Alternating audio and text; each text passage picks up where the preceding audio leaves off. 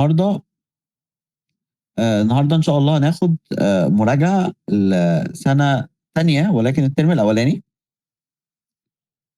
في point مهمة، إحنا الألماني عامةً تراكمي، أوكي، أي لغة عامةً، فعشان كده إحنا بدأنا بالمنهج بتاع التراكمي أو منهج الrevision سنة أولى الترم الأولاني وسنة أولى الترم التاني، خلاص؟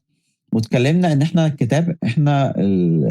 الكتاب متقسم عندكم لكل ترم فيه 3 دروس، تمام؟ أو موديول يعني كامل، خلاص؟ فإحنا اتكلمنا خلاص خلصنا أول 6 دروس، النهارده من أول الدرس رقم 7 خلاص؟ هناخد النهارده 7 و8 و9 ده إيه المنهج الترم الأولاني في سنة تانية، تمام؟ فعامةً مهم جدًا إن أنت أو أنتم تشوفوا فيديوز الأساسيات اللي شرحنا فيها personal pronomen اللي هي أصلًا كانت related بالأساسيات اللي كانت في كورس الA1 والفيديو التاني الbasics برضه، تمام، ده برضه في كورس الA1 بعد كده ندخل على إيه، على الجرامر بقى بتاع منهجنا عادي، خلاص، أو اللي هو الدروس بتاعة منهجنا اللي هو الrevision بتاعة سنة أولى الترم الأولاني، كده revision أولى الترم التاني، بعد كده تدخل على منهجك بقى اللي هو الترم ده، لأن كله مرتبط ببعضه، تمام؟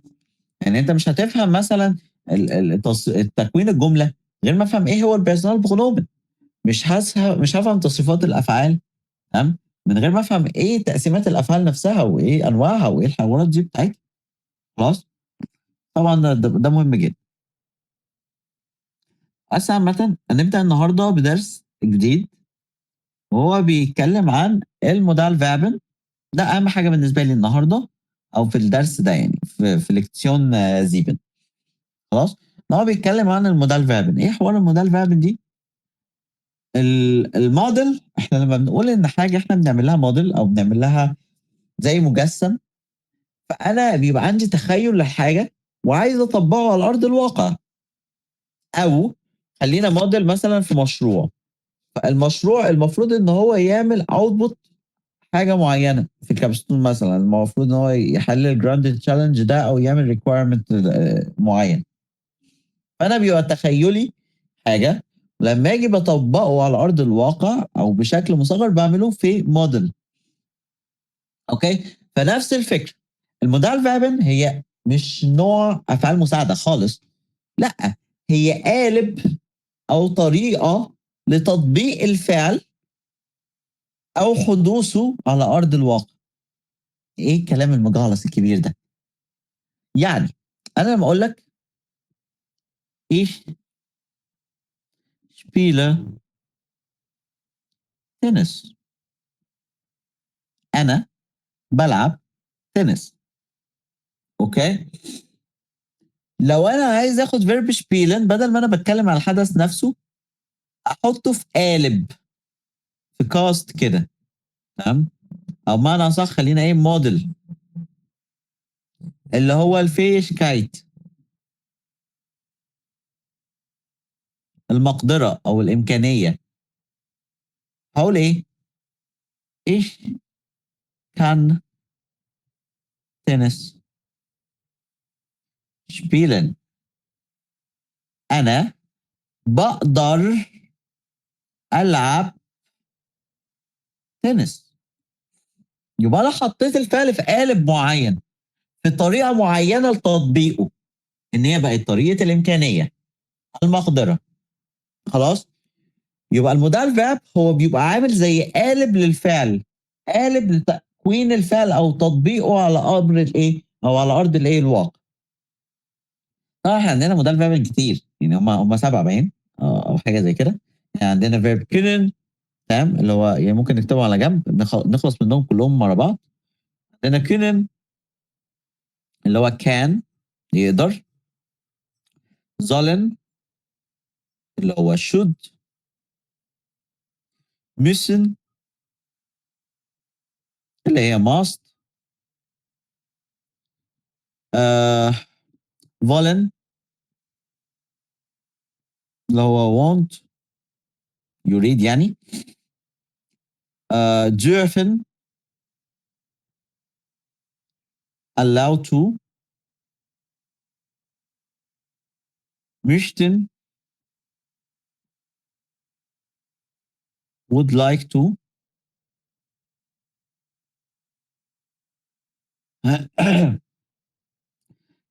können sollen müssen wollen dürfen möchten 1 2 3 4 5 6 يبقى هم 7 فعلًا لأن أنا مش فاكر حاجة تانية غير mögen اللي فاضل. mögen ساعات بيعتبر يعني هو إيه، يعني هو بيحطوه كده إيه على استحياء، تمام، اللي هو to like. خلاص؟ دول المودال verben أو اللي أنا فاكرهم يعني حاليًا. تمام؟ können يقدر، sollen ينبغي، müssen يلزم أو لازم، wollen يريد، dürfen يسمح، möchten يريد برضه ولكن أكثر احتراما، mögen يعجب. خلاص؟ طبعًا لازم نعرف تصريفاتهم، أوكي؟ ولكن اللي هنعرفه في التصريفات بتاعة المودال verben كلها هنلاقي حاجة معينة إن مع الجمع تبقى تصريفاتها منتظمة جدًا، عادي جدًا. können أهي en könnt T عادي وkönnen en. خلاص؟ ولكن مع المفرد بقى الإيش والدو والإيه والأس والزي بنلاقي إن الإيش نفس تصريف الإيه والأس والزي. دي حاجة. ده المودال verben ما لناش دعوة بمشتن عشان إيه؟ ليه exceptions في حاجات معينة ما عدا الحتة دي، يعني هو الإيش برضه نفس تصريف الإيه والأس والزي. والدو بنزود اس تي بس. بنلاقي إن können بيتغير فيها الحرف المتحرك تبقى أهي في المفرد بس. بعد كده بنشيل ان يبقى ايش كان وايه واس وزي كان. دو كانست اس تي اهو. اوكي، ممكن ناخد كمان بقيه المودال فابن يعني ما عنديش مشكله. بس لو هناخدهم كايه كفكره تصريفات فدي سهله. تمام. عامه يعني فيرب كونن وفيرب dürfen في واحد كمان فيرب mögen بيتصرفوا بنفس الفكره ان الحرف المتحرك بيتغير يعني هتبقى ايش darf du darfst وآ وإس وزي إيه؟ ضعف. تمام؟ فيبقى بنفس الشكل ده darfst darf. mögen نفس الموضوع إيش mag du magst آ وإس وزي mag. تمام؟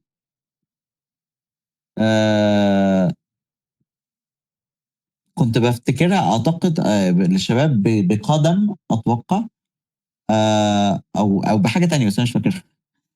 المهم يعني هي عشان هي ك ود وام ولكن أنا يعني كنت بازود أعتقد حاجة بس مش فاكر ما علينا. المهم يعني فالكال كونن ودي dürfen والام لمögen فده التصريف يعني دول الثلاثه اللي بيتغيروا لايه؟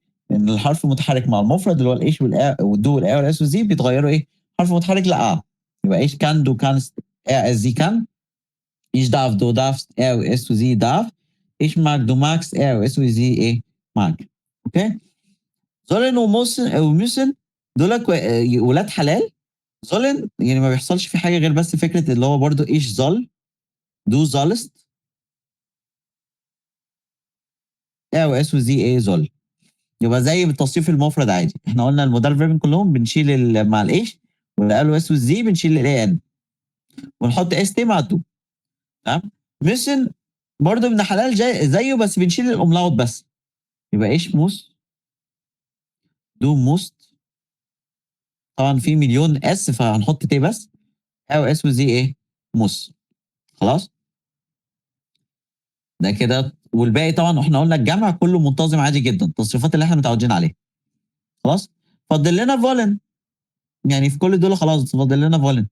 ده الحرف المتحرك بيبقى اي. تمام يبقى ايش فيل دو فيلست ايه واس وزي ايه فيل. اوكي والباقي برضو قلنا في الجامعة عادي جدا الفيا والايا والزي والزي عاديين جدا. خلاص ده بالنسبة للي شبه بعض في التصريفات. عندنا مشتن بقى لا مختلف شوية. مشتن بيبقى منتظم عادي جدا ما عدا مع الايه والاس والزي. ده الاكسبشن. يعني ايش مشت ادينا حطينا الايه اللي احنا متعودين عليه.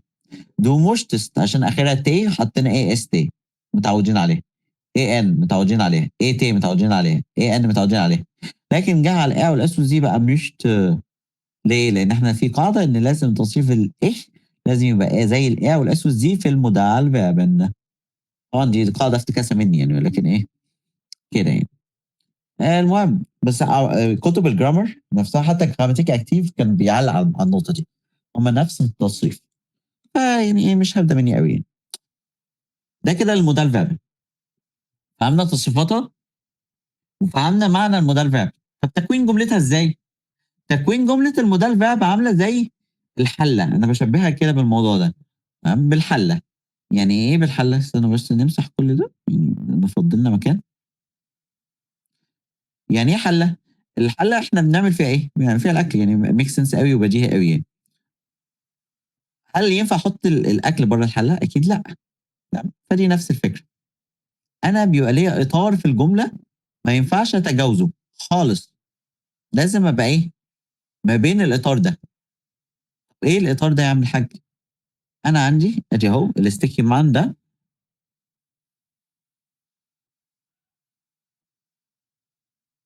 ماسك حله. اوكي. ادي هي الحله الجميله اهي. ماشي. الاستيكي مان ده رقم واحد في الجمله. ده بوزيسيون اينز. ايدين الحله هتبقى رقم اتنين في الجمله على الشمال.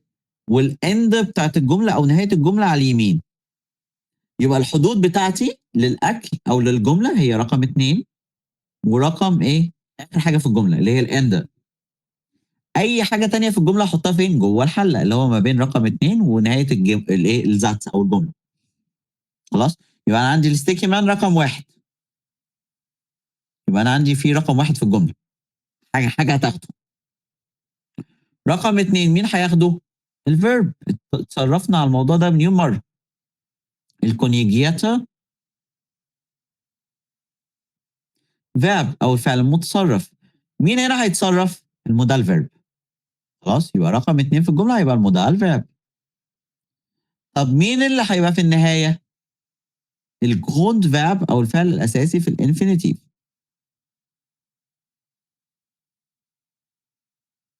خلاص. اي حاجه بقى تانية في الجمله تتحط ما بين الفعلين دول. يبقى ما بين المودال فيرب رقم اتنين وما بين الجروند فيرب او الفعل الاساسي في الانفينيتيف في اخر الجمله. خلاص. عشان كده انا قلت لكم ايه؟ ايش كان تنس شبيلن. ليه حطيت شبيلن في الانفينيتيف في الاخر؟ لان هنا مودال فيرب. المودال فيرب اللي هيتصرف رقم اتنين. اهو.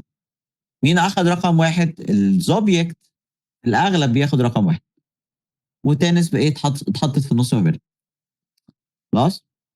ده اللي اتعود عليه. ده تكوينة يعني ده مثال الحلة بتاع ايه؟ عمنا المودال فيرب. كان في كتب برضو لا بتقول لك مش مثال حلة يعني مثال حلة ده افتكاسة برضو من. تقول لك هو عامل زي عمنا الرامي السهام. اكنه هنا هو واقف هنا يعني. تمام. وبيرمي السهم فالسهم جايب اخر الجملة فالفعل هيتحدث في اخر الجملة. طبعا ايه مش شايفه يعني احسن حاجة يعني. المهم. احنا كده كده لو شرحنا او لو اتفرجنا بمعنى صح على الفيديو بتاع الاساسيات اللي هو تاني فيديو. فهنلاقي ان احنا شرحنا ان في انواع من الافعال الغير المنتظمه بيحصل لها فوكال فيكسل او تغيير في الحرف المتحرك. زي فيسن سبريشن وفاغن.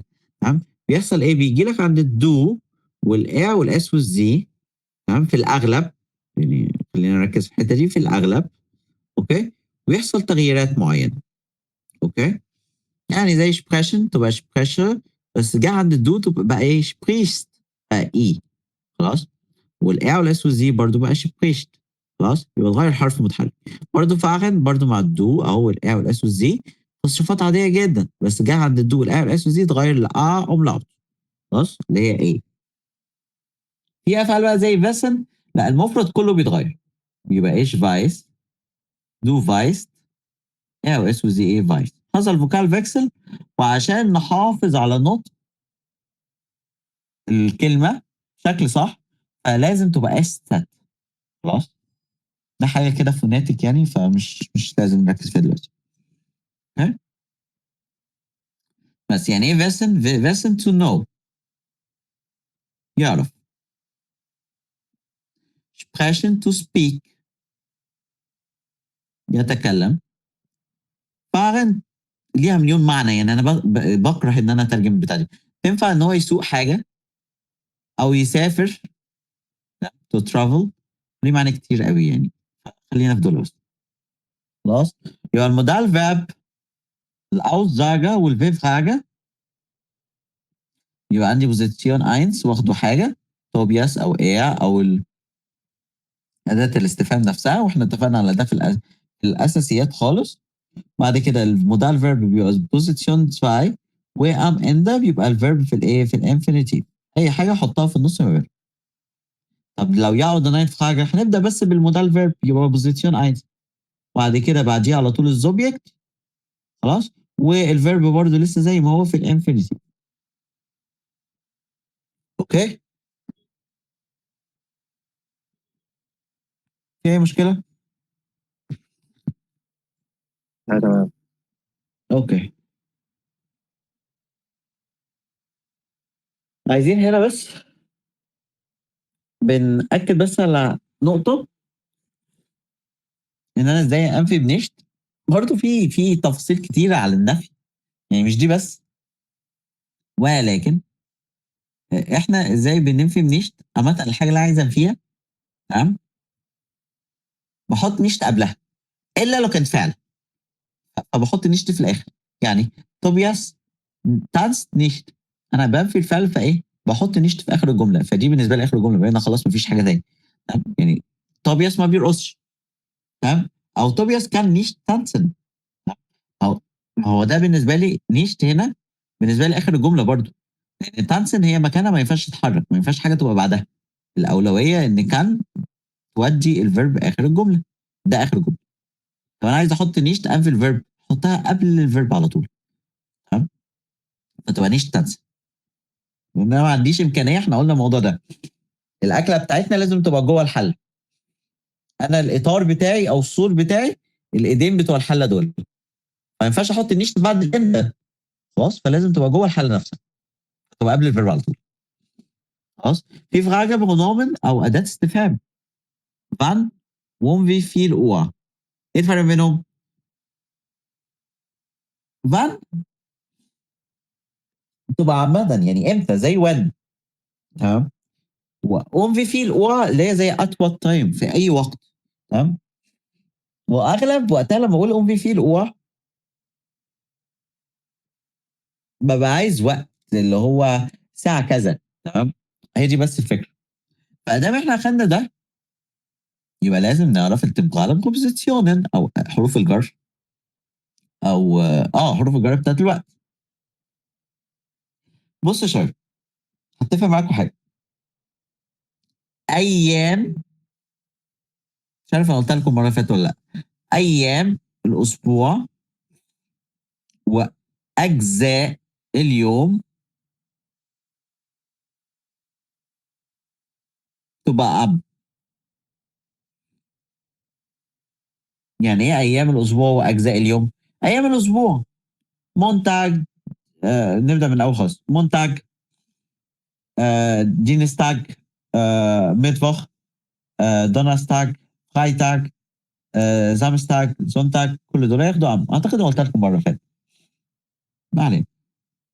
وأجزاء اليوم اللي هو أم morgen am Abend am Vormittag am Nachmittag am Mittag ياخدوا كلهم ايه ام، ما عدا كلمة نخت تبقى تاخد in der Nacht بالمرة in der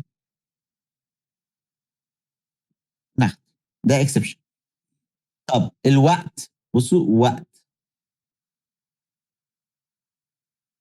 واو يبقى او بمعنى صح في الألماني أصلا هي فهتاخد ايه خلينا نكتبها هنا كده، بقت وحشة قوي.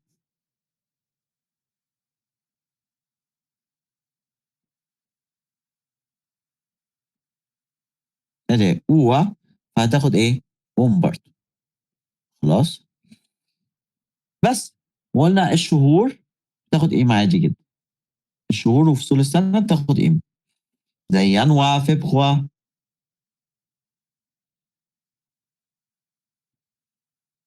فينتر ده فصول السنة، زوما تاخد إيه؟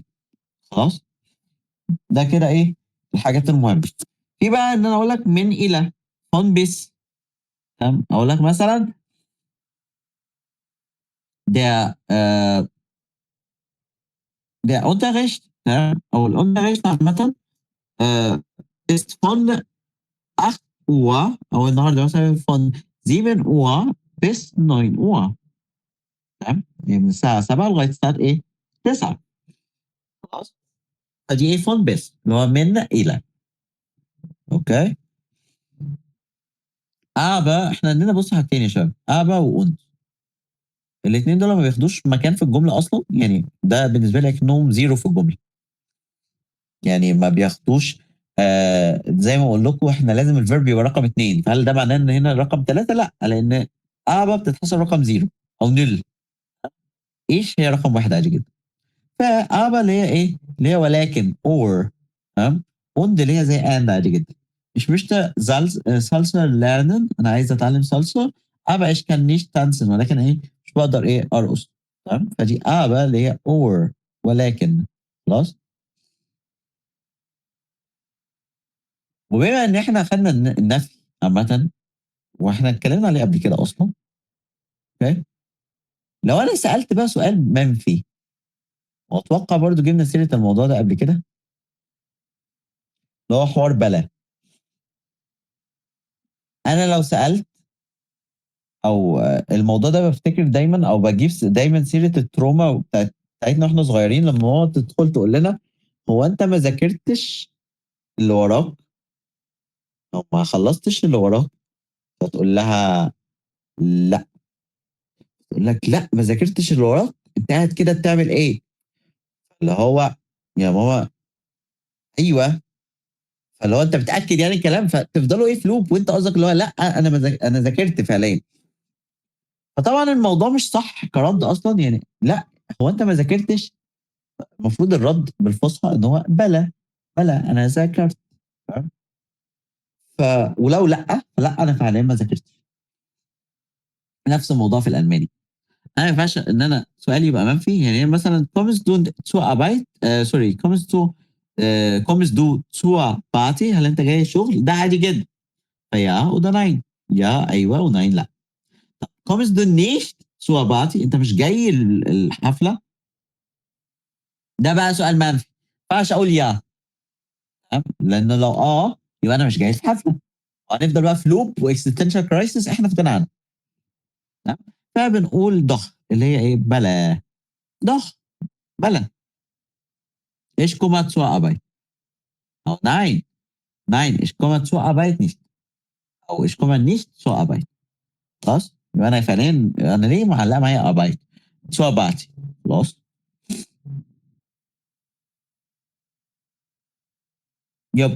من كل ده عايزين نتعلم حاجة.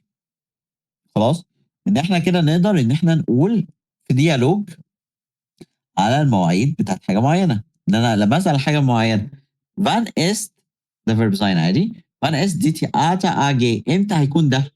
فيقعد يقول لي am Donnerstag um 16 Uhr. يوم الخميس الساعة كذا. تمام، معلش أحمد أو فارس، هو إحنا أخدنا الأيام الأسبوع ولا إحنا لسه ما خدناش؟ بالمرة لأ عشان خدناه. ناخدها. خدناها صح؟ لأ، المرة اللي فاتت. أيوه. تمام الحمد لله. أوكي. عشان بس ما يكونش حاجة أنا نسيت أقولها عشان دي مهمة جدًا. ماشي. يبقى am Donnerstag الخميس um 16 Uhr الساعة إيه؟ 16:00. خلاص؟ أو أقول له von 16 Uhr bis 18 Uhr من الساعة كذا للساعة. خلاص؟ طب أنا لو باضبّط مع حد ميعاد، خلاص؟ فأقول له hast du am Mittwoch Zeit، هل أنت عندك يوم الأربع وقت؟ تمام؟ يبقى hast du، هل أنت عندك am أي نيلة Zeit. ده كده ايه زيش في ابغيدن بظبط ميعاد مع حد.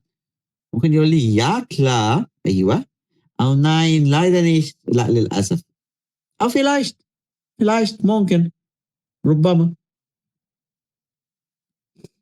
ممكن اعمل فاشلاج ein Vorschlag machen.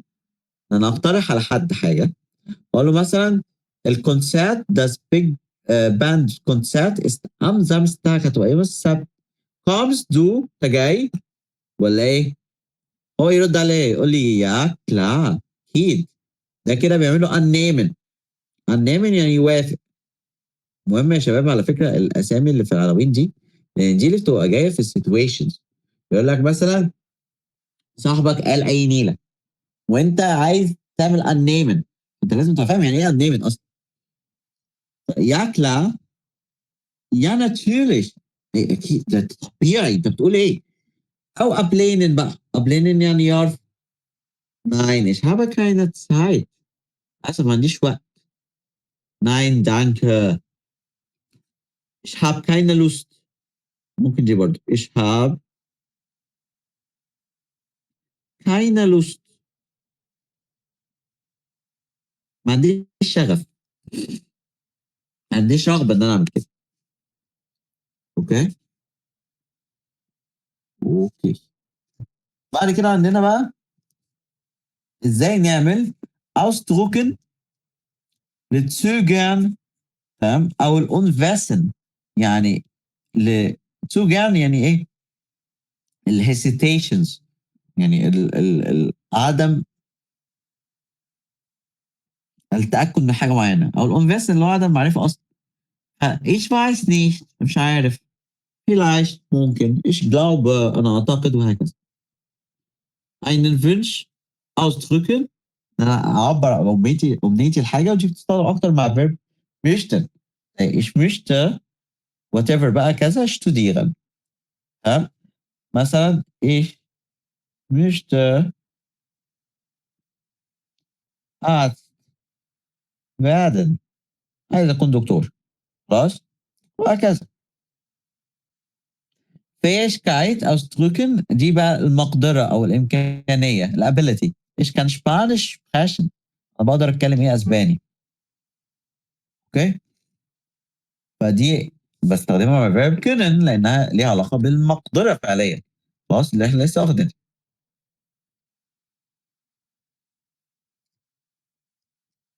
بعد كده بقى عايزين نعبر عن حاجات تانية تمام او معنى صح ان احنا زي عارفين لما حد يفتح صدره قوي فياه بعد كده ياخد قلم في نفسه فاللي هو لا اضعف لك في الموضوع نعمل اتنويشن كده شويه. فده نفس الموضوع etwas abschwächen تمام etwas abschwächen اللي هو نصغر من حاجه معينه abschwächen. اوكي يعني ايش كان ein bisschen الحته دي اهي كان ein bisschen Spanisch sprechen انا بقدر اتكلم اسباني ننه كده ein bisschen تطلع كده شويه bisschen تمام ein bisschen Spanisch sprechen.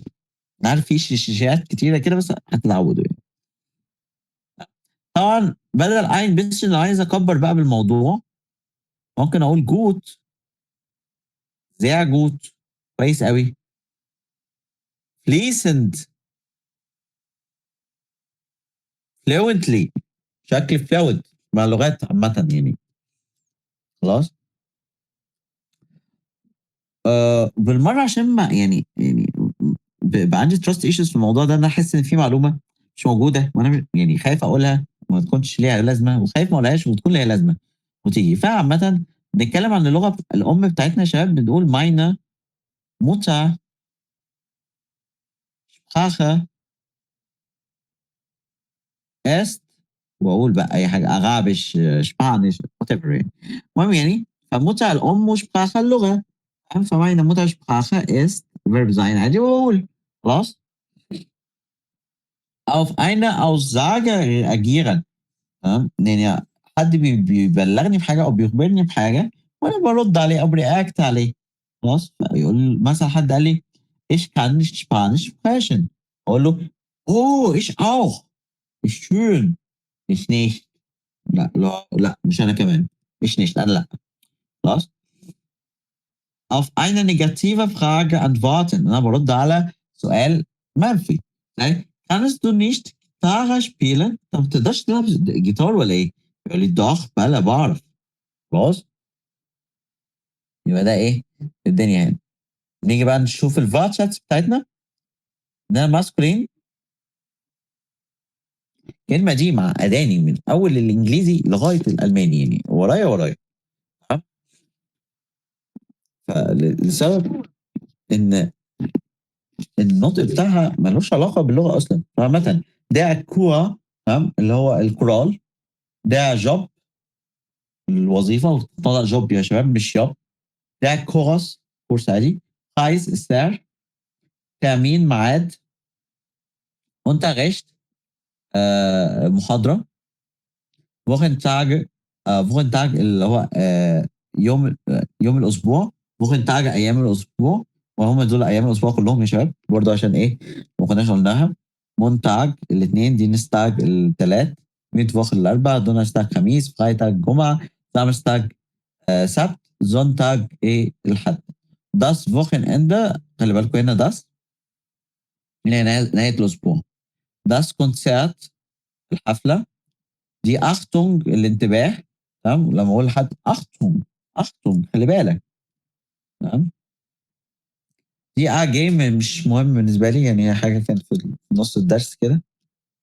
آه بس ليها علاقه ان هي شركه، يعني مش شركه مدمجه حاجه كده يعني. تمام. مش فاكر. دي باند الباند عادي.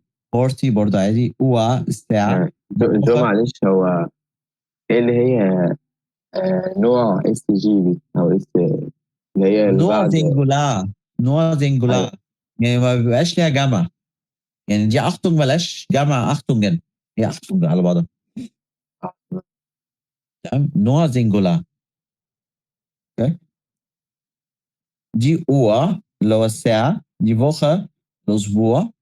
دي تسايت الوقت. فممكن نخليها مع هابن. ich habe Zeit oder ich habe keine Zeit. ما عنديش أي وقت. خلاص. دي Zeitung اللي هو إيه الجريدة. اوكي. بيزوخن بتبقى معناها يا يحضر اللي هو to attend. تمام. يا إما يزور، يعني هي دي يا دي.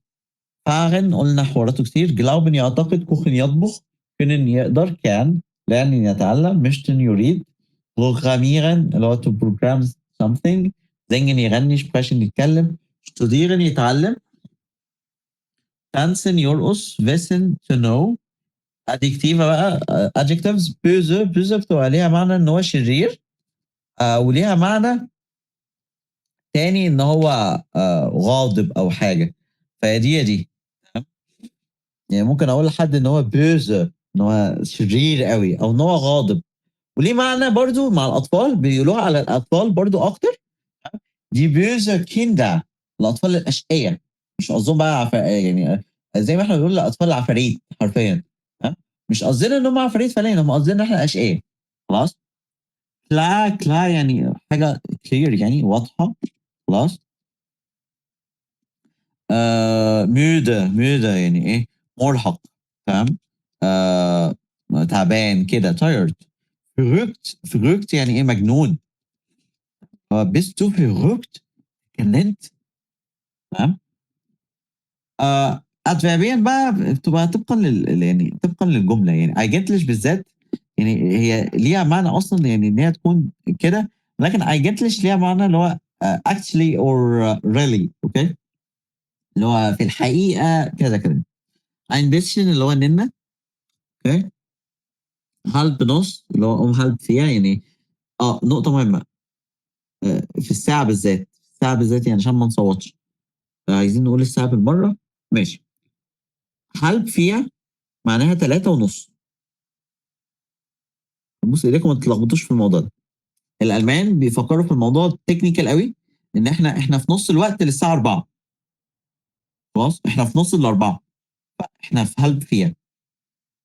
فهم بصوا في نص الكوباية المليان او الفاضي، مش عارف والله. هو بالنسبة لهم كده halb فيها يعني 3:30. خلاص.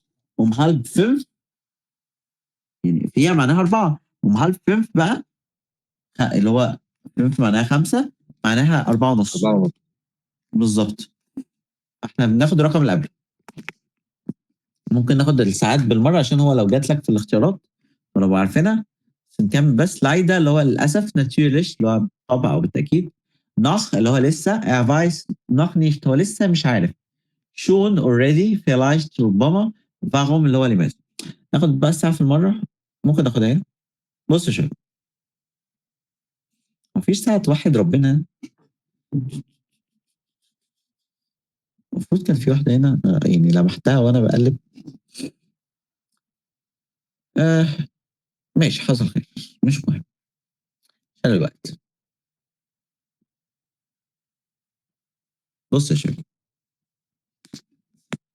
هنعتبر ان انا رسمت يعني ايه دايره بيرفكت كده. طلعت بيرفكت شويه والله يعني مش بطال. المهم احنا عندنا ده هو ده ال 12. ايه العبث ده؟ ثانيه نمسح. ماشي نرجع بقى كده. ليه مسحت دي؟ ماشي حسبي الله ونعم الوكيل. نكمل تاني. طلعت بوضوية شوية بس قشطة. 12 وهنا 1 هنا 2 هنا 3 4 5 هنا 6 حرفيا أعبث ساعة ممكن أشوفها في حياتي. 8 9 عبثيات بجد. 10 11 المهم يعني أنا لو عايز أقول الساعة 1 مثلا خلاص هقول ist ein Uhr حرف او خلاص ساعة 1 خلاص ونقطة. عايز بقى ازود 1 و5 1 و10 والحاجات دي. قال لك هنقسمها ل3 تلات. اوكي يعني ايه؟ اول تلت اهو الحتة دي. تاني تلت اهو اللي هو التلت اللي تحت ده. تالت تلت اللي على الشمال. اللي على اليمين ده كله بياخد نخ. اللي على الشمال ده كله بياخد فوع. اللي تحت ده بقى ايه حقل الغام مش هناخده دلوقتي.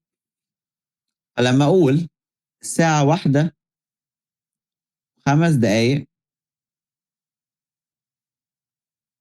هنا 0 مثلا. اوكي فاسست 5 الخمسة الأول nach 1 Uhr تترجم حرفيا كده إنها 5 دقائق بعد 1. تمام يبقى ده 5 مع 2 هتبقى 10 يبقى es ist 10 Uhr سوري es ist 10 nach 1 Uhr هي 11. طب وربع لا الربع اسمه فياتل هتبقى es ist Viertel nach 1 Uhr.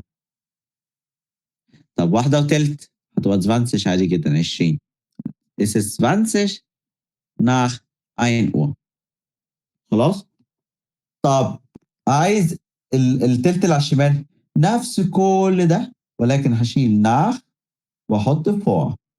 خلاص فخلينا على الشمال كده نقول يعني هنا انا لو عايز اقول الساعة 1 و50 دقيقة يبقى es برضو ist هنا بقى ال 10 يبقى 10 vor احنا 2 ال 10 يبقى 2 Uhr.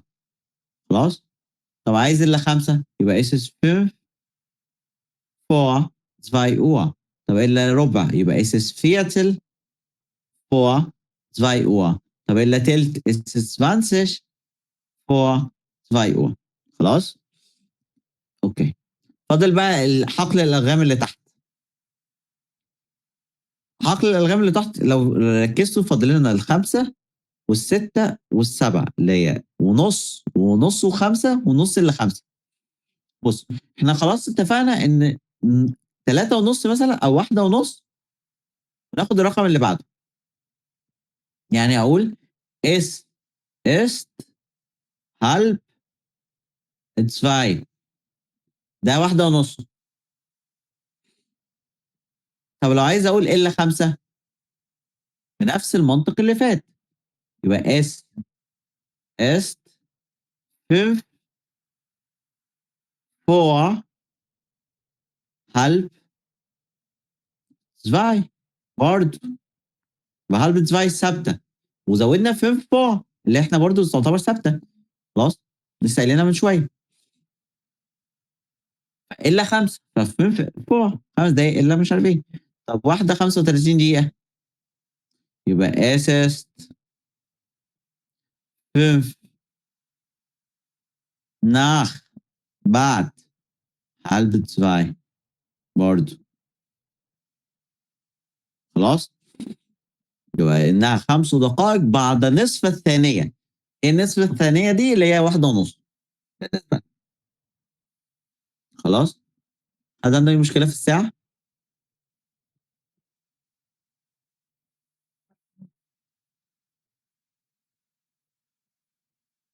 تمام يا احمد؟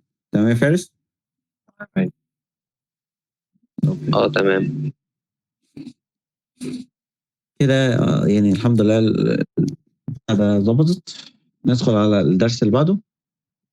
هنبدا بقى نكمل يعني جراماتيك اكتر و كلمات اكتر طبعا. احنا قلنا خلاص، يعني انا خلصتكم من كلمه فور وناخ. قلنا فور قبل وناخ بعد. خلاص، بدل ما كنا بنقولها بالساعات ممكن تيجي بحاجه اسمها داتيف. احنا محتاجين نشرح الداتيف النهارده. اوكي، ادي فور وادي ناخ، الاثنين بيجيبوا داتيف بعديهم. خلاص، انا اقول قبل الانتريشت مثلا قبل المحاضره، او بعد ناخ ديم انتريشت بعد المحاضره. خلاص، يعني بقول لك مثلا انت هقابلك امتى؟ اقول لك مثلا فيا جين مثلا او فيا تريفن، احنا هنتقابل nach dem Unterricht، هنتقابل بعد المحاضره. خلاص، فدي فكره فور وناخ. ماشي، قبل وبعد، ولكن ايه، بتستخدم مع كلمات او نوع من معين. خلاص، فدي رد على فان. امتى مثلا فان جيس دو، انت هتيجي امتى او هتروح امتى؟ او فان تريفن فيا، امتى هنتقابل؟ تريفن اللي هو يتقابل. خلاص، wir treffen oder ich gehe vor oder nach اي حاجه. احنا شرحنا الاكوزاتيف وفهمنا حواراته المره اللي فاتت، صح كده؟ واتكلمنا ان احنا بنفهم من الفيرب نفسه، يعني الفيرب اللي بيحدد لي الاسم هيبقى ماشي ازاي. اوكي، او علاقته بالاسم هيبقى ماشي ازاي، وطبقا عليه بعربه او بديله الكازوس بتاعته. طب افرض قبليه حرف جر، قلنا لا، لو قبليه حرف جر احنا كده الفيرب ملوش دعوه. ده لو حرف جر هو ايه، ملوي هدومه. ما احنا عندنا حروف جر مهزأه. خلاص، بتاخد على دماغها بإمعة، تقدر تغير كلامها. فلو حرف جر كده ملوي هدومه، فطبقا لحرف جر هيحدد الكاز بتاعت الكلمه اللي بعده. زي فا ونخ، لا فا ونخ كده ايه، حروف جر ملوي هدومها، اول ما تشوفها بعديها داتيف على طول. طب لو حروف جر تانية هناخدها بقى طبعا زي اللي فوق دي، يعني ان مثلا، لا ان ليها حوارات تمام، بس مش هناخدها كلها دلوقتي. ايه المهم، انا عندي الداتيف يا شباب، احنا بنمشي بنفس الفكره. الداتيف نفس يعتبر المعنى بتاع الاكوزاتيف يعتبر. ايه الاختلاف؟ ان احنا نفكر بالطريقه الالماني، بس هو ده اللي ناقص. تمام، احنا قلنا ان طبقا للفيرب انا بحدد الكازوس بتاعت الكلمه او الكازوس بتاعت النومن. احنا قلنا عندنا فيربات بتبقى نوع مت نوميناتيف، ما بتجيبش بس غير نوميناتيف. زي ايش بن محمد، تمام، انا بكون اسمي محمد. الفيرب زي ده ما تجيبش غير نوميناتيف، اتكلمنا فيه المره اللي فاتت. في فعالات دي حلوه، دي فعالات. في افعال نوع مت اكوزاتيف، ما تجيبش بس غير اكوزاتيف. يعني هي كده كده هتجيب نوميناتيف، احنا متفقين على الموضوع ده، بس لا، محتاجه كمان اكوزاتيف معاه. خلاص، زي فيرب هابن، ich habe einen Computer، خلاص جاب اكوزاتيفا. في افعال بقى لا نوع مت داتيف تحتاج جنب النوميناتيف داتيف. خلاص ودي افعال بنحفظها اوكي لان عددهم قليلين اصلا. خلاص زي هيلفن يعني هيلفن يعني ده ايه هيلفن باسن schmecken gratulieren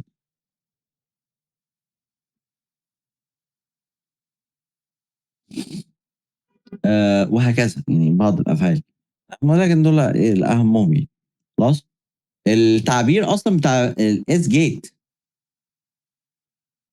يعني ليه كنا بنقول ميا جيتس جوت لان اس جيت بتجيب داتيف وميا دي داتيف اصلا. خلاص وناخد البيرسونال برونومن بقى. عايز اديكم البيرسونال برونومن وتحويلاتها عشان دي ناقصه. انا حتى ما اديتهاش للعيال بتوع الايس دلوقتي لان سايبها النص التاني من الكورس. ماشي. فالمهم احنا قلنا ان اي كازوس بيبقى ليها تحويلات بتاثر عليها في الجمله اللي هي بتبقى زي العلامه العربيه بتاعتها او في النومن بمعنى صح. احنا قلنا احنا عندنا ارتكل اهو ارتكل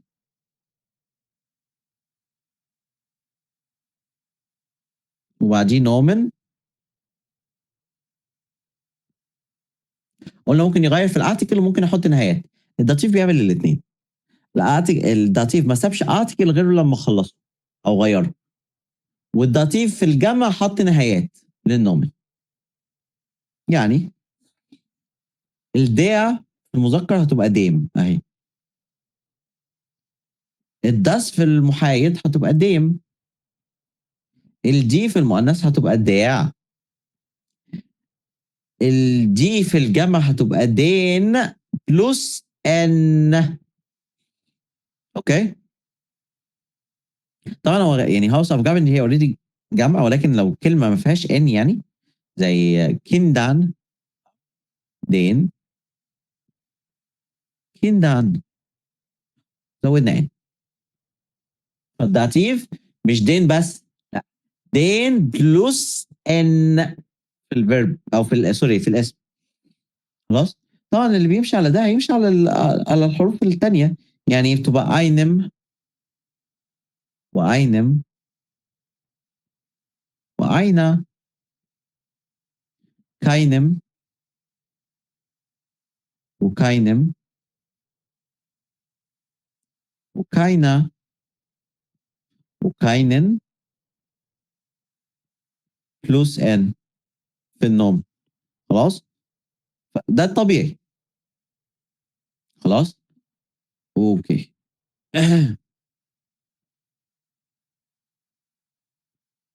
هنا بقى وين الى اين جايز تو الى اين هتذهب. رده يا اما استخدم ان يا اما استخدم تو وده طبقا للليفل ده ان انا لا يعني ماشي ما علينا. لو انا بشرحها مثلا بفول ديتيلز فلا ليه حاجات كتيره مهمه يعني مش انه تو بس. خلاص خلينا في اللي احنا فيه يعني دلوقتي. طبعا ان مع فوهن بتجيب اكوزاتيف بعدها. تسو على طول داتيف مش هتفرق معايا على طول بس ان لما بتبقى رد على فوهن اللي فين هتجيب اكوزاتيف. فبتيجي مع الاماكن غالبا اللي احنا بتبقى ايه مغلقه يعني في الاغلب. خلاص ان دين باك ان سكينو ان دي ديسكو ان دي كافيز. خلاص التسو بتيجي اكتر مع الاكتيفيتيتن اكتيفيتيتن ايوه كده او بازون او شخص. انا بقول رايح لفلان تسو مثلا وات ايفر تمام اشجيها تسو ماسيمو مثلا او تسو يوهان. خلاص او اكتيفيتيتن انا رايح الشباط الكونسرت البارتي. خلاص كل دي اكتيفيتيتن اكتر. خلاص مش بقول مكان لان بارتي مش مكان كونسرت مش مكان كل ده اكتيفيتي بيحصل حفله بارتي. خلاص فده الفرق. طبعا يعني احنا لو اتاخدت بطريقه تانية هيترص يقول لك احفظها. لا، يا تشوف تجيب اكتيفيتيتور وبازون، وان بتجيب ايه اماكن غالبا مغلقه، يعني انا داخل جوه. خلاص. بعد كده بنتكلم بقى عن آه الهاي فيش كايت انجابن، اللي هو الحاجات اللي بتدل على تكرار الحاجه او مدى حدوثها، يعني زي في اوفت. انا بسال بهاو اوفن، تمام، اللي هي في اوفت يعني قد ايه. تايبس دو ايميلز، بتكتب ايميلات مثلا. طبعا احنا عندنا من اول ني، نيفر ابدا، ده زيرو. زلتن اللي هو rarely نادرا. manchmal sometimes يعني احيانا. oft اللي هو غالبا. إما اللي هي ايه always اللي هو على طول. اوكي. ممكن بقول برضو einmal pro Woche او zweimal pro Woche او dreimal pro Woche.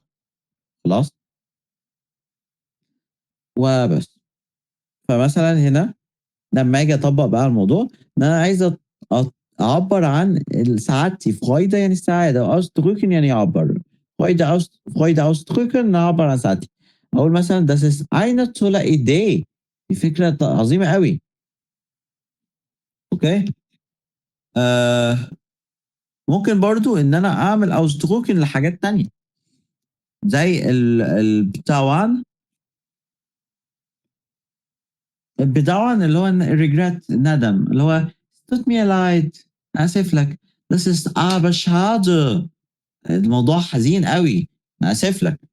يبقى es tut mir leid او das tut mir leid او tut mir leid على طول. تمام. اقول das ist aber schade، موضوع ايه مؤسف قوي. خلاص. Gründe nennen ان انا اقول سبب الموضوع ده. اقول ich bin müde، فرط خالص. او ich habe keine Lust، ich habe keine Lust، ما عنديش شغف، منطفي. اوكي. وقلنا حوار Häufigkeit ausdrücken لما انا اسال مثلا wie oft gehst du zum Training؟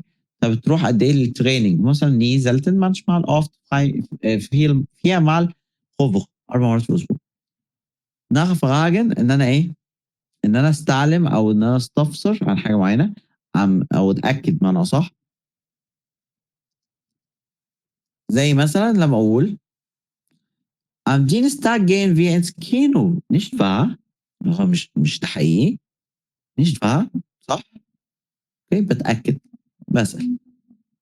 حد بقى بيعمل لي بيشتيتجن، بيأكد على كلامي، يقول لي جناو، جناو بالظبط. اوكي. طبعا مش في ابشير انا بودع حد بقول له بيس شبيتا، بيس بالت، ممكن برضو نزودها بيس بالت، بيس دان. تمام. كل ده ايه اللي هو مع السلامه، يعني اشوفك بعدين. خلاص. فوتك بعافيه من الاخر. اوكي. الفات شاتس بقى بتاعنا بالنسبه لنا برضو ماسكلين، عندنا دي ده فيلم، ده في بوينت صديق، كيلومتر عادي جدا، كيوسك الكشك، ده مومنت اللي هي في اللحظه ان مومنت يعني كده يعني. ده باك البارك عادي جدا. داس كافيه، داس اند نهايه وملهاش جمع. داس فاغات العجله. داس بروجرام. داس شبان حمام السباحه. داس تريننج عادي جدا وبرده ملوش جمع. دي ايميل الايميل. دي فرايزايت وقت الفراغ. دي ايدي الفكره. دي لوست الشغف او الرغبه وبتبقى مع هابن، دي لوست هابن. دي شو الشو عادي جدا. دي التان الاباء اللي هو البيرنتس. الفيربات بقى arbeiten يشتغل. جوبن برضه ليبن يعيش. تمام. لا، فيرب تون لوحده اللي هو to do، فيرب to do. اوكي. لايت تون اللي هو يبقى متاسف يعني. استوت مي لايد، تمام، بتتقال اكسبريشن كده على بعض. ميت كومن ياتي مع حد. شلافن ينام. دي معناها ان هو بيحصل فوكال فيكسل يا شباب مع الدو والاي والاس والزي. كافن يقابل، ودي برضو معناها فوكال فيكسل. فاي يعني فري، يعني فري تايم. فا اللي هو بجد او حقيقه يعني. نيش فا اللي هو ده مش ده بجد يعني. اوكي. مش ده حقيقه. عاوز زين ان هو آه ان هي تبقى بمعنى صح نقول عليها ايه يعني. ممكن ان هي ايه ان هي مش ليها معنيين، يعني خلينا نقول معنيين، بس هقول المعنى اللي انا طبقا للجمله طبعا، بس المعنى اللي انا بشرحه منه. لما اقول ان حاجه است اوس، ممكن تبقى معناها ان هي بره، اوكي، او ان هي مقفوله، اوكي. آه ودي حاجات كده معينه، خلينا ناخدها بالمره. تسو اوس auf an. عندنا يا شباب ان انا اقول حاجه مقفوله او مفتوحه بتنقسم طبقا لحاجتين، هي ميكانيكال ولا الكترونيك. لو ميكانيكال، يعني ايه ميكانيكال؟ يعني انا بفتح باب حركه، بفتح شباك هحركه، مش بدوس على زرار وهو بيشغل بكهرباء او بقفله بيفتح ويقفل. يعني زي الفرق ما بين open وclose وturn on وturn off، ده نفس الموضوع. المشكله بس ان احنا الدنيا زنقه عندنا شويه، هي الدنيا زنقت وخلينا ان احنا نستخدمها بنفس الافعال ولكن هنغير حرف الجر. يعني هو زنقه، هو يعني فرهده وخلاص. تمام. فالمهم يعني احنا عندنا عمنا الكبير اللي بيقفل اللي هو زيوس.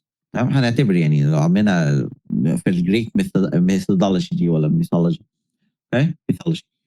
المهم يعني زيوس ده هو متكون حاجتين، تسو واوس، ده زيوس، الاثنين بيقفلوا. التسو تحسها حاجه جامده كده، فدي حاجات الميكانيك، خلاص. واوس هتبقى للحاجات الالكترونيك ولكن يقفل، يبقى الاثنين يقفلوا، تسو واوس اللي هو زيوس، خلاص. تسو الحاجات الميكانيكال واللي هو باب شباك مش عارف ايه، اوس الحاجات الالكترونيك زي مثلا الراديو فان زيع، الحاجات دي كلها، خلاص.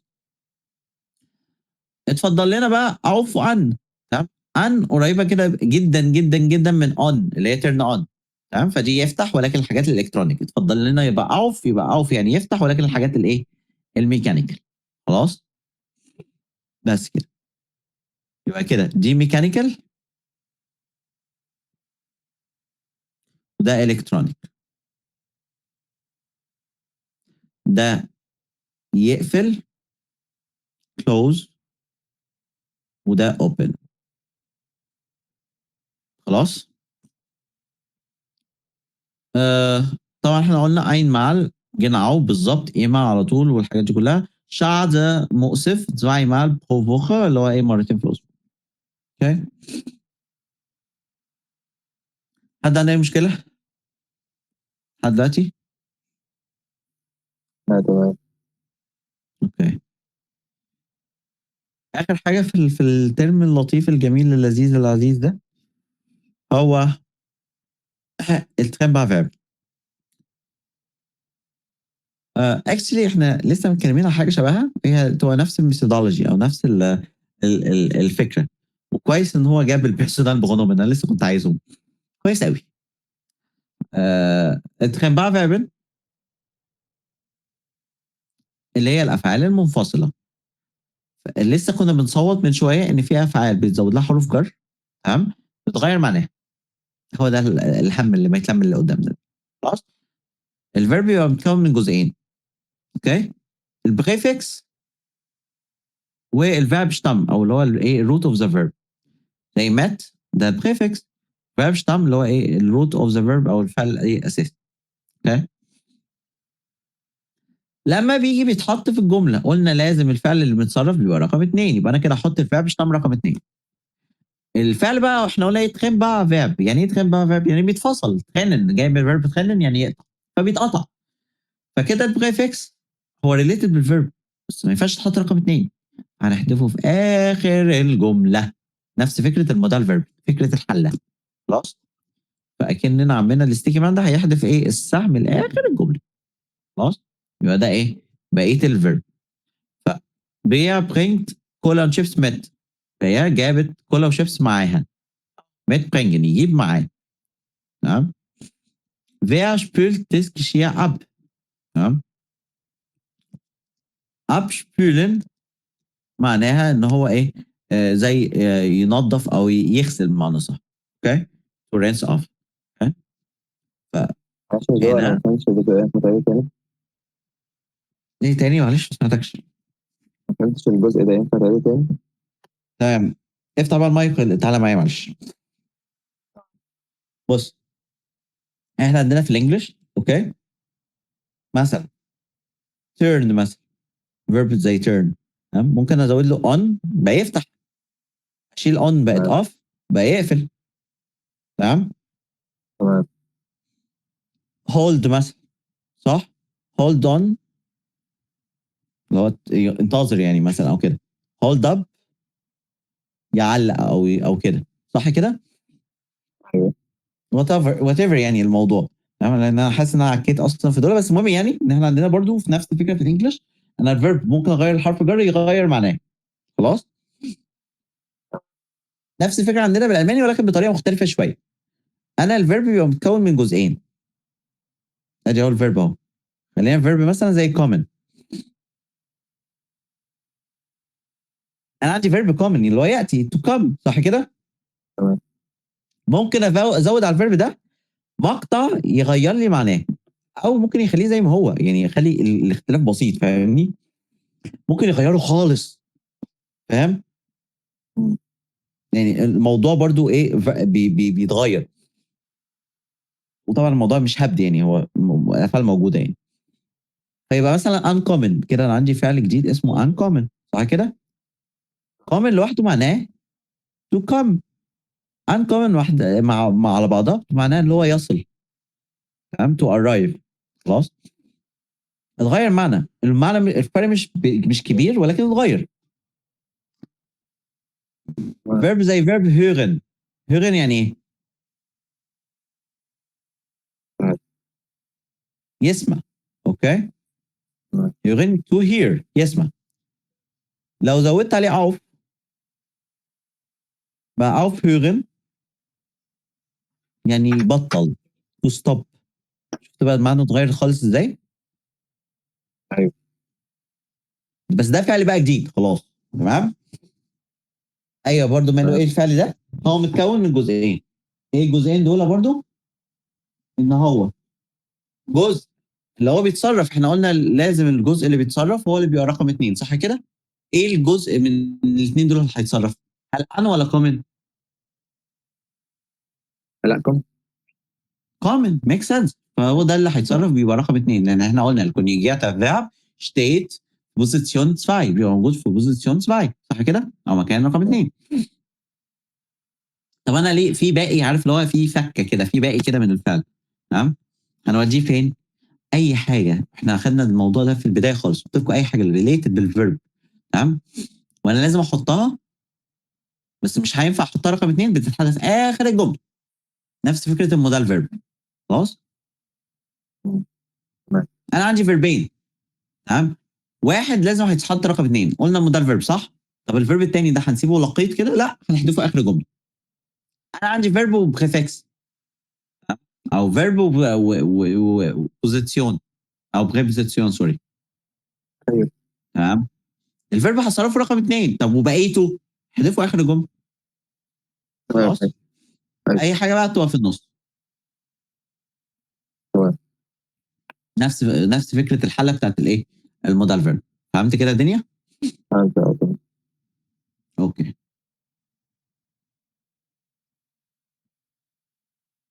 فعندنا اوسليغن يعني ايه؟ اللي هو زي يفضي او يخرجها بره مثلا، او يعني يفضي، يعني خلينا يفضي الزباله او كده. اوكي، فدي aufstehen يصحى، aufräumen يرتب، einkaufen يعمل شوبينج، mitkommen يجي مع حد. تمام، هكذا. اوكي، فدي ايه مودال فيرب، سوري تخيل بقى فيرب او افعال تنقطع تنفصل. هي بتبقى مكونه من جزئين، الجزء اللي هو الزلب الاولاني او البريفكس بيتحط في اخر الجمله لما بتحط ايه في الجمله. خلاص، والباقي الجزء الثاني بقى اللي هو الفيرب شتام او الروت بتاع الفيرب او الفيرب الاساسي، حط تاني جمله عادي جدا، او مكان رقم اتنين في الجمله يعني. اوكي، البيرسونال برونومن بقى.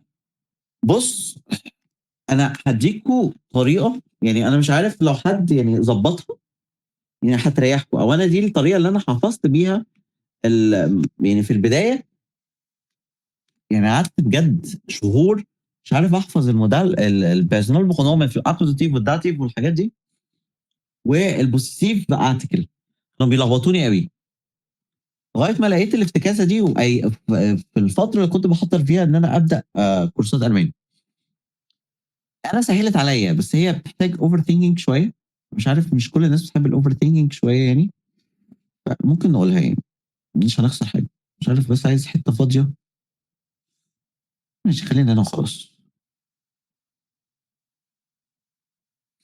بص يا شباب، احنا هنتكلم دلوقتي عن دمج لحاجتين: تحويلات البيرسونال برونومن والبوسيسيف ارتكل. انا عندي بيرسونال برونومن في النوميناتيف ich, du, er, es, sie بتاعت المؤنث، wir النوميناتيف برضو، ihr sie جمع، وذي احترام. اوكي،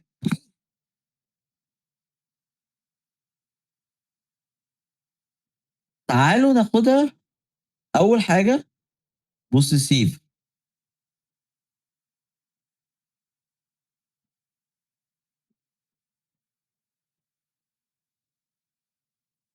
اتفقت معاكم، البوسيسيف شبه بيشتمت ارتكل، فهيبقى بادئ بأين، وايش لازم تحويلتها حتى في الانجليش اي ماي اي ماين مش عارف ايه، فلازم يبدا بام يبقى ماين، واللي يمشي على الايش يمشي على الدو يبقى ايش ماين دو داين. الاي والاس خطفوا من الاس من الزي فبقوا زاين، يا اس زاين. ايش ماين دو داين يا اس زاين. كل ما بشرح بتاع دي بفتكر فيديو بتاع التيك توك كده، المدرس في ثانوي عام بيقولها بنفس الطريقه او بنفس النغمه، وانا بقيت اعمل النغمه يعني، بعملها بطريقه بس هو النغمه متشابهه، بس ما علينا. زي علشان هي الناس اتقوت عليها فشافت حد كبير، ايه الكبير من الوش يعني، اكيد مش هتاخد زي، تمام، مش هتاخد حاجه فيها نرجسيه قوي لانها بتتكلم عن احنا مش عارف ايه، فلا فاخدت ايه استقوت على الايه شويه، هنا ايه وهنا ايه وهنا ايه. الحاجه اللي هنحفظها هنا شويه اونزا واويا. اوكي، طب اكوزاتيف، انا بقى نغير اللون ده عشان ايه ما يبقاش كلهم نفس اللون.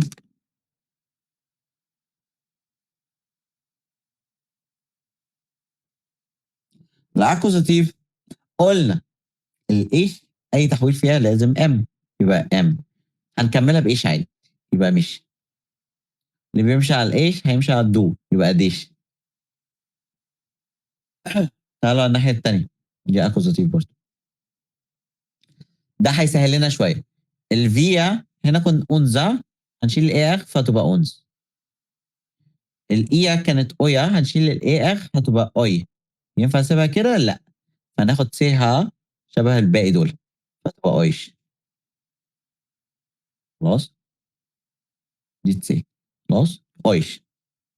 تعالوا النص اللي تحتاني، الاي شبه الديا، الاس شبه الدس، الزي شبه الجي، والزي جمع شبه الجي بتاعت الجمع. احمد تعالى معلش معايا ثانيه. معاك. في الاكوزاتيف عندنا ده وداس ودي ودي، ايه الوحيد اللي اتغير من النوميناتيف للاكوزاتيف من الارتكل؟ الوحيد اللي اتغير الدية ده بقت ايه؟ هتدم. دينا. ماشي، حلو قوي، دانكا شوت. يبقى كده يا شباب احنا الوحيد اللي اتحول في الارتكل فعليا الدقيقه بقت دين. حلو قوي. النص التحتاني بقى خدوها قاعده من دلوقتي عشان هناخدها برضو في الداتيف. النص التحتاني ده مع البيرسونال برونومن بيمشي وفقا للارتكل ده. يعني الداع الوحيده اللي تتحول بقى دين، الباقي فاضل زي ما هو، يبقى الباقي هيفضل زي ما هو فعليا. الدس فضلت زي ما هي، فالاس هتفضل زي ما هي. الدي فضلت زي ما هي في الاكوزيتيف، فالزي هتفضل زي ما هي. الاي فضلت زي ما هي، او زي الدي بمعنى صح بتاعت الجامعه فضلت زي ما هي، فالزي هتفضل زي ما هي، سوري. والزي بتاعت الاحترام برضه هتفضل زي ما هي. الوحيد اللي هيتغير هي الاع، واي تحويل عندي في النص التحتاني مع البيرسونال بغنومن مع الضماير هيبقى اوله اي ها. بس كده لا، هنا دين صح بالنون ان، هنزود ان. اوكي كده خلصنا البيرسونال بغنومن بتاعت الاكوزاتيف، فاضل لنا الداتيف. هنمشي بنفس الفكره. الداتيف هو قوي ومفتري شويه، تمام؟ فعايز يكبر الايش. مين الاكبر من الايش؟ الفيا صح؟ فهو عايز حاجه شبه الفيا. طبعا احنا اي تحويله للايش لازم تبقى بام، فهتبقى مية. اللي بيمشي على الايش هيمشي على الدو، فالدو هتبقى ديا. نخلص من على اليمين كمان، اونزا هتفضل زي ما هي، وايش هتفضل زي ما هي. خلصنا. تعالوا النص اللي تحتاني كله اتغير. الداع بقت ديم، والداس بقت ديم، والدي بقت داع، والدي بتاعت الجمع بقت دين بلس ان. حلوة قوي. يبقى كله هيبقى تحويله ايها.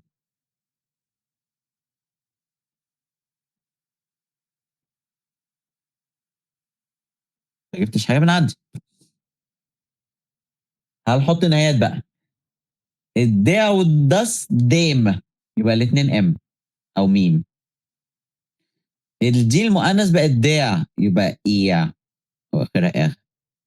الدي الجمع بقت دين بلس ان، يبقى في 2 ان، يبقى اي نن.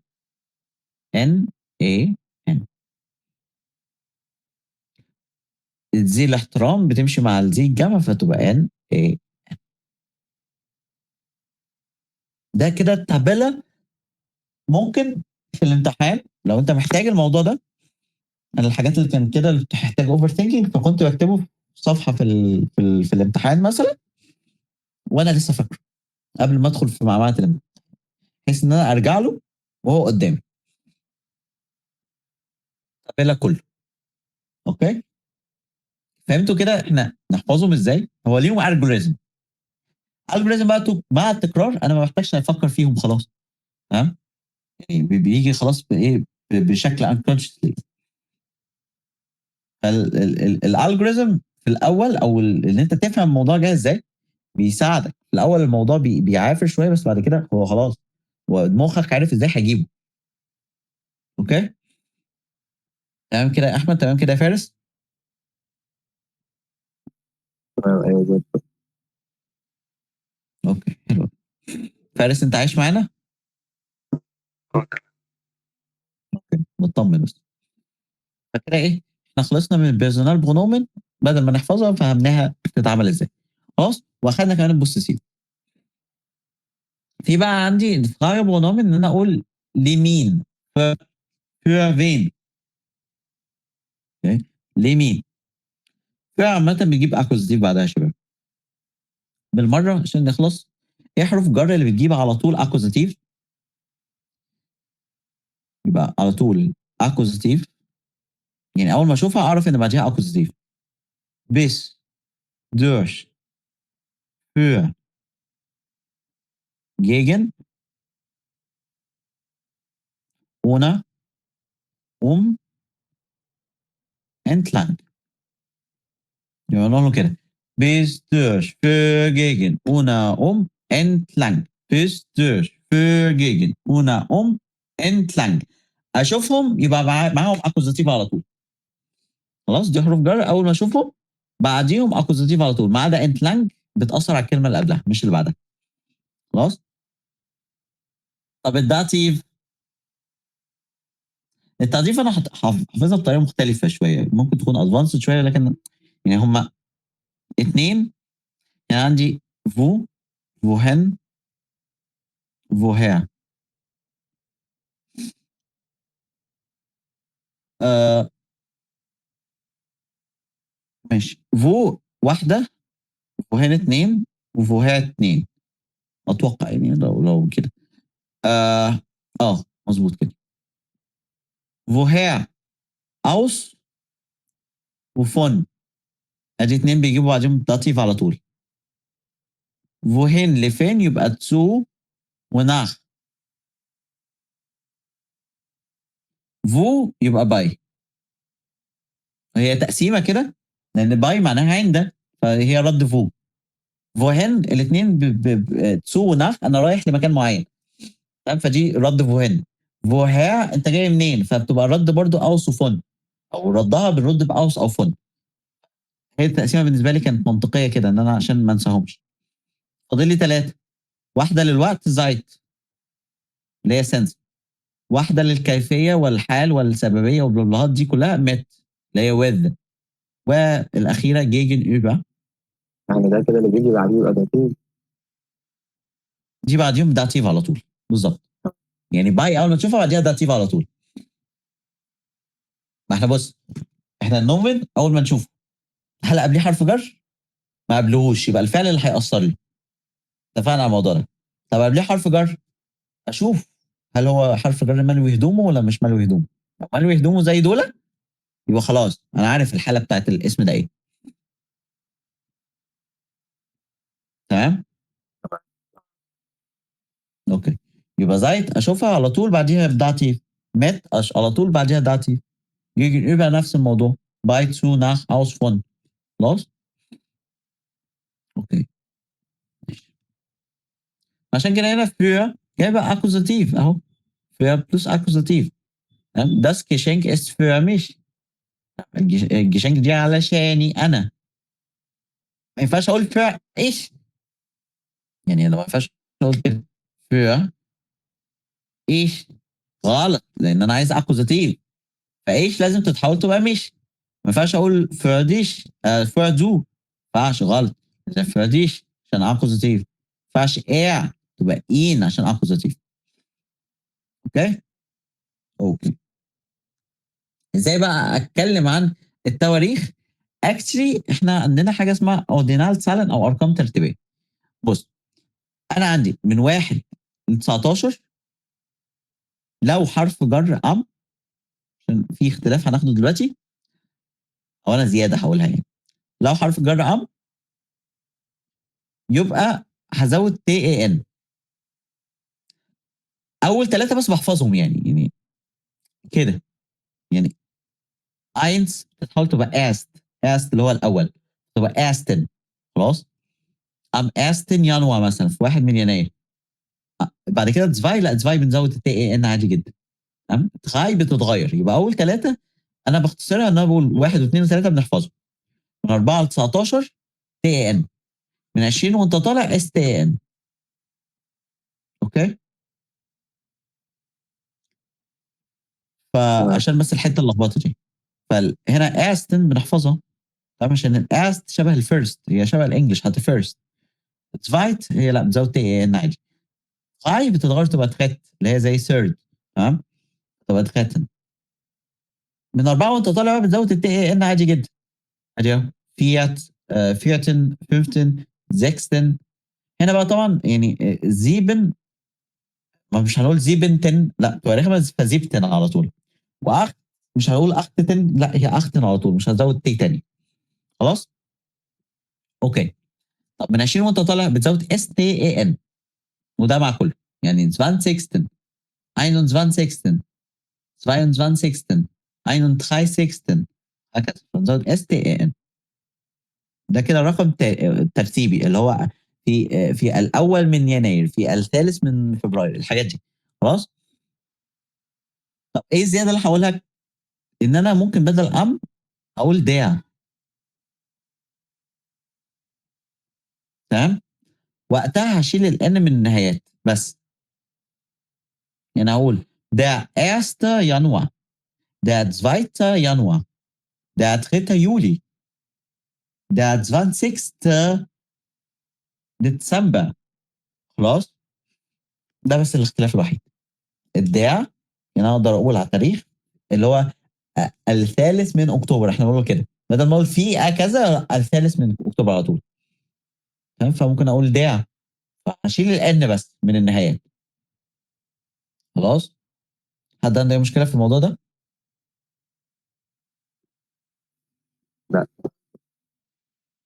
تمام. حلو قوي. اخر حته بقى عشان ناخد الفاتشرز، يعني اعتقد انتم ملاحظين النهارده الدنيا دسمه قوي. الترم ده الدنيا بتبدا بقى تكبر كده حبه حلوين. ف هناخد هنا مثلا einen Freund gratulieren. هنا ازاي نهني صديق، يعني herzlichen Glückwunsch zum Geburtstag.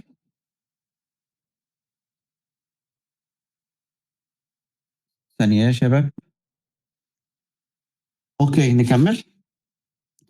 herzlichen Glückwunsch zum Geburtstag اللي هو herzlichen Glückwunsch اللي هو زي congratulations.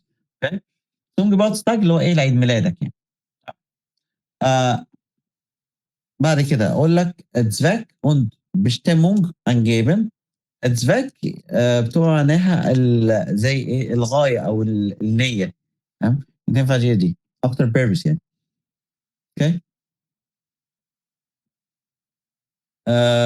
وبيشتمونج اللي هو زي التاكيد او مثلا determination، لا اكتر determination اللي هو العزيمه او كده. يعني انا مثلا بقول له das ist mein Geschenk für dich. يعني لسيادتك دي ايه الغايه für dich. تمام؟ وماين Geschenk ان انا عزيمتي ان انا هي دي هديتي يعني. خلاص. بعد كده eine Äußerung abschließen، يعني زي ان احنا بنعمل ممكن نقول عليه ايه بصيغ مثلا حاجه معينه، او مثلا بيبقى في expression. هو هقول لكم بصوا الفكره دي. نعجوت عارفين زي ما نقول مثلا في العاميه اللي هي حلاوه. تمام؟ دي حاجه بتكمل كده. تمام؟ ف هي كده ان انا زي بعمل تعبير معين بكمل بيه الجمله. تمام؟ فدي بختم بيه جمله او بكمل بيه بيان معين. دي فكره eine Äußerung abschließen اللي هو نعجوت. طيب ماشي. كويس قوي يا حلاوه. ماشي. حاجه زي كده. في حاجه بقى ان هو hören signalisieren او ان احنا zustimmen. تمام؟ zustimmen ان انا اكد. اوكي او ان انا اوافق بمعنى اصح.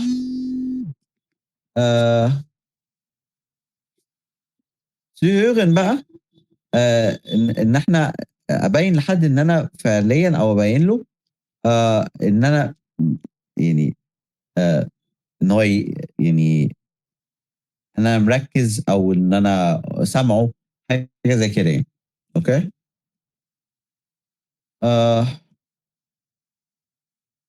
زي هنا اللي هو ناكلا. تمام؟ ناكلا. اوكي دي بتبقى حاجات في الاكسبريشنز قوي في الشبخاخ اكتر في اللغه او في التحدث. اوكي يعني مش هتلاقوا مثلا رد حاجه معينه بحته، لا هي حاجه في الكلام اللي هو زي طيب ماشي. واو طيب ماشي كده يعني. ديبند على الصوت كمان. يشنكا بيبعت ان انا اقيم اسمه ده الهدايا. ماينونج ايزر اللي انا اعبر عن رايي عن حاجه معينه. دي بقى المهم بالنسبه لي. تمام؟ زي ما اقول له مثلا في فيندس تو داس كلايد، ايه رايك بالفستان ده؟ تمام؟ فبنستخدم فيرب فيندن. تمام؟ في فيندس تو ايه داس كلايد. ايش فيندا اس نيشت زو شون، انا مش شايفه ايه حلو قوي. خلاص ايش فيندا اس نيشت زو شون. خلاص. او ممكن اقول ايش فيندا اس زوبا، يعني مش لازم ما يبقاش حلو يعني. طبعا احنا قلنا قبل كده ايش فايس نيشت، انا مش عارف الحاجه دي. او ممكن اقول كاينه انونج يعني ما عنديش اي معلومه. خلاص. هوفنونج ausdrücken ان انا اعبر عن أمنيتي في حاجة أو hope لحاجة معيّنة، ممكن أقول hoffentlich hopefully يعني أو ich hoffe أنا أتمنى I hope. Wichtigkeit ausdrücken أعبّر عن الحاجة دي مهمة أوي. Das ist für mich sehr wichtig. ده بالنسبة لي مهم جدًا. خلاص؟ Das ist für mich بالنسبة لي sehr wichtig مهم جدًا. مش bedanken إن أنا أشكر حد، فإيه باقول danke schön أو danke gern يعني كده يعني. danke schön خلاص؟ اللي هو زي شكرًا جزيلًا أو كده. ناخد بقى الكلمات عشان نختم. عشان أنا عارف اللود كثير يعني. المهم Ahnung اللي هو المعلومة، يعني literally المعلومة أو ممكن تبقى معناها أكتر الفكرة تمام؟ keine Ahnung ما عنديش أي فكرة الصراحة، ما عنديش أي معلومة خلاص؟ ده أبعاد الجهاز، فوتو أبعاد جهاز التصوير، Geburtstag اللي هو يوم الميلاد، Glückwunsch اللي هو ممكن نقول عليها زي تهانينا، ممكن نقول عليها زي congratulation تمام؟ هوند كلب عادي جدًا اللي هو الdog. iPod عادي جدًا، نقول قايمة اللي هو سلة المهملات. أوكي. وبعد كده سوبر ماركت عادي جدًا، Geschenk هدية، Geschirr اللي هو المواعين أو اللي هو الأطباق. أوكي. Getränk المشروبات جمعها Getränke. أوكي. اللي هو المشروبات أو الdrinks. Kleid الفستان. Blume وردة. كولا عادي جدًا. Katze قطة. Tasche شنطة. Tür باب. Wohnung شقة. Boxer shorts معروفة. Chips برضه. الفيربات بقى دي مهمة بالنسبة لي، إحنا لسه واخدينها abspülen يغسل، aufräumen يرتب، aufstehen يصحى، ausklären يفضي، bekommen يتحصل على، to receive يعني أو to get. danken يشكر. einkaufen يعمل shopping. feiern يحتفل. helfen يساعد. kaufen يتمنى. kaufen يشتري. kennen to know. mitbringen يجيب معاه. cool بقى وon cool يعني كده. doof معناها غبي أو dumb معناها صح. fertig خلاص ich bin fertig أنا خلصت. gut كويس.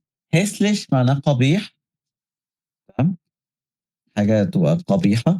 herzlich يعني حاجة قلبية كده يعني محببة اللي هو حاجة من قلبي يعني. langweilig ممل. lustig ظريف وممكن معناه إن هو funny أو ممكن تبقى حاجة مضحكة يعني تنفع أكتر من حاجة يعني حد ظريف أو حد دمه خفيف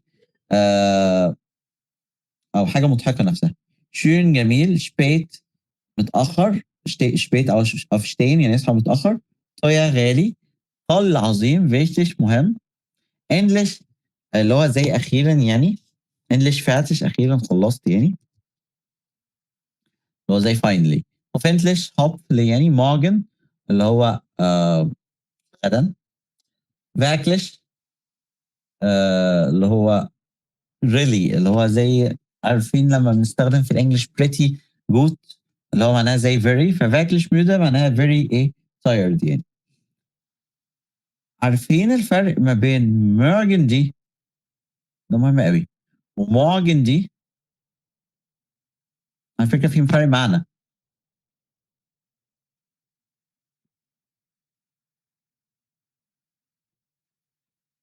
أي حد يعني فقرة الهبد خد راحتك نختم اللي بيها هي دي. العالمين دي أظن اللي هي بتاعت روح. لا أنا مش سامعك كويس، صوتك بيقطع أو مش واضح. واحدة اسم واحدة فعل. لا هو واحدة اسم صح اللي هي القوس، والتانية أدفابيا اللي احنا لسه واخدينها adverb. مش فاهم هي مش ممكن دي مش ممكن.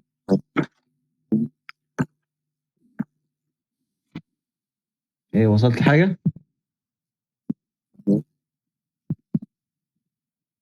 بص morgen دي أو بص يعني morgen دي الصباح morning. ايوه، ما ده كنت عايز اقوله والله. ما انا مش انا قلت لك انا مش سامعك، انا حاسس انها بتتقال حاجه صح بس انا مش سامعك من اول مره. ايوه ماشي. الحمد لله. morgen صباح، تمام. هي قوس لان هي كلمه ايه فعليا اسم يعني the morning صباح morgen. morgen الصغيره دي غدا، تمام. tomorrow ودي adverb.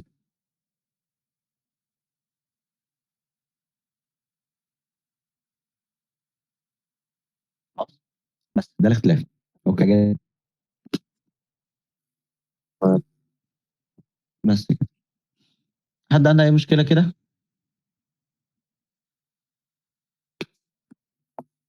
لا لحد هنا تمام يعني. بص بقى، عشان نتفق اتفاق، انا كان المفروض ان النهارده احل، ماشي. فليلتكم سودا انتوا الاثنين. لو ما جيتوش مذاكره المره الجايه يعني خدت لكم انتوا الاثنين، يعني ده لمصلحتكم. المره الجايه هنحل، كونوا مذاكرين بس عشان تلاقوا فايده المره الجايه. يعني انتوا خليتوني النهارده هنبدا نحل النهارده قطعه ولا قطعتين، هنأجل كل ده المره الجايه.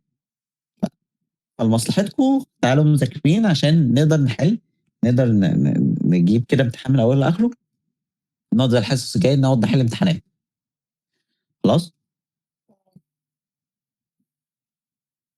خلاص يا شباب. ماشي تمام. 100 100.